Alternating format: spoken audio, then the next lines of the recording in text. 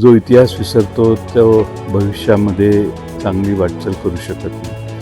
निलेश लंकेंच्या या मोहिमेमुळं सरकारचे आता या किल्ल्यांकडे लक्ष जायला हळूहळू लागलेलं आहे. हे असे मावळे रिस्क घेऊन काम करतात. मग त्यांच्यात गडावर आल्यानंतर मी कोण आहे काय आहे भान विसरून जातात.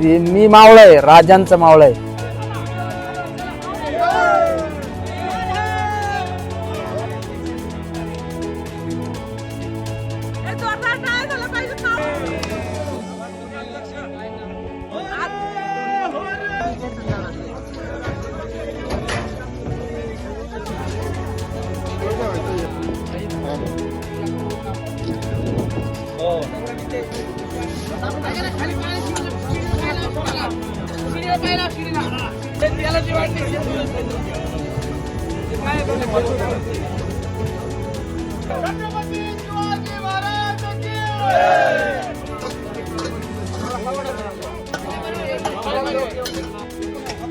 खाली बोलवा त्याला खाली.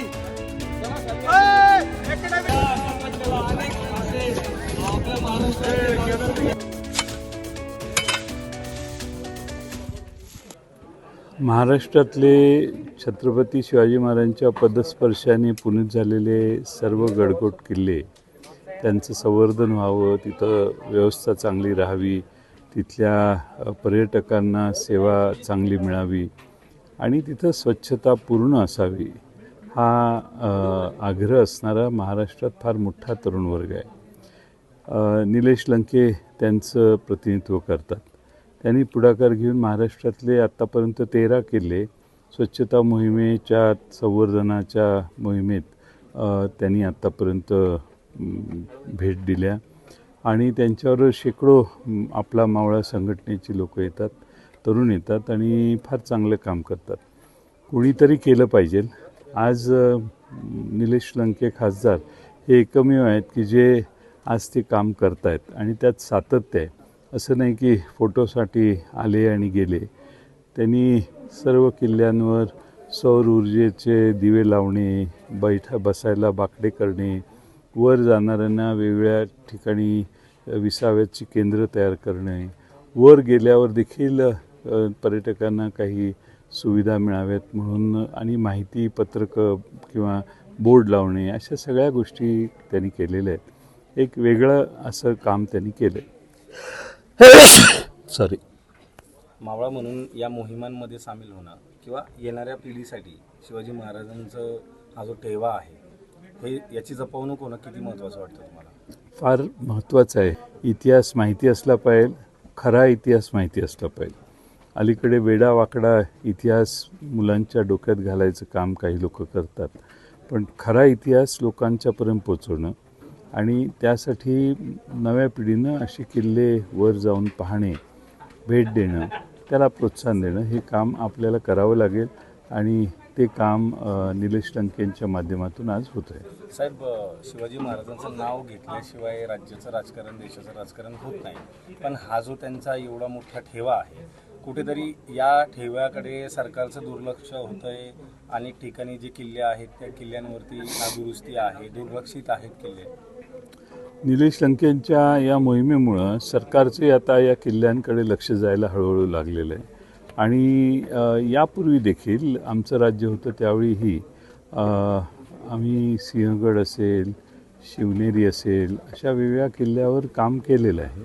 आज अशा मोहिमांमुळं अशा किल्ल्यांच्याकडं सामान्य सरकारमधल्या अधिकारी, मंत्री यांचं लक्ष गेलं तर मला वाटतं की याला अधिक गती मिळेल. आजची ही 13वी मोहीम आहे.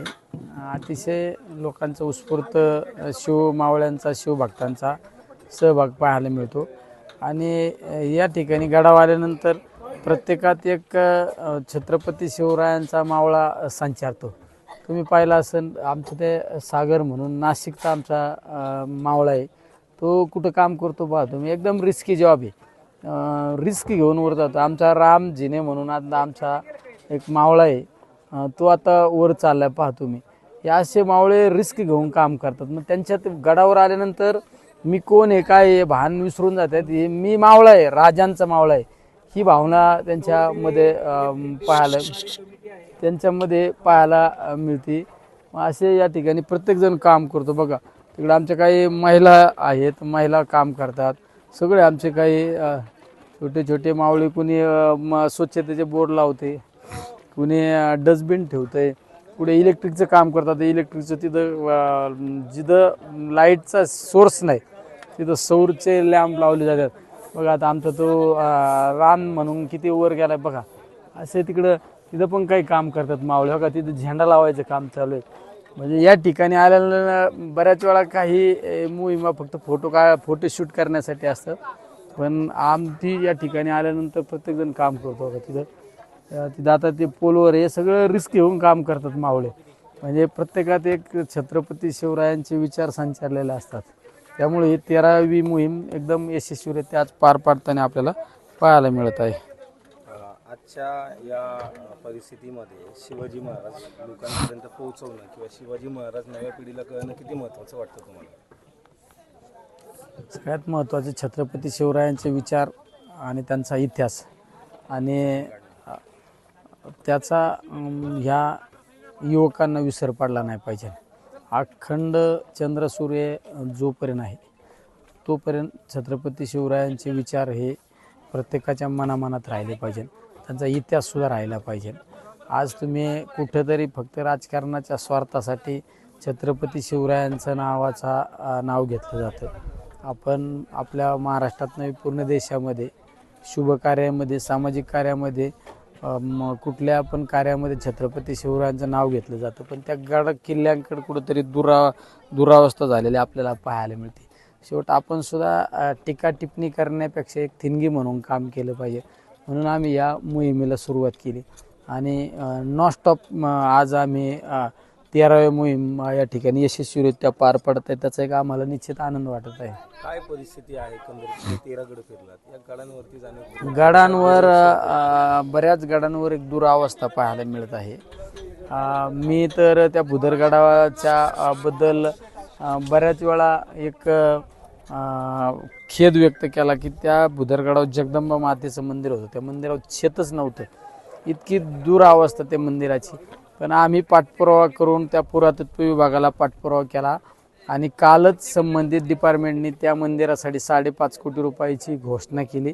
त्याचा एक निश्चित आम्हाला आनंद वाटतो की आम्ही जी पाठपुरावा केला त्या पाठपुराव्याला कुठंतरी यश आलेलं आहे. मागच्या 2 महिन्यापूर्वी सालेर किल्ल्यावर गेलो तिथं सुद्धा एक मारुतीचं मंदिर आहे.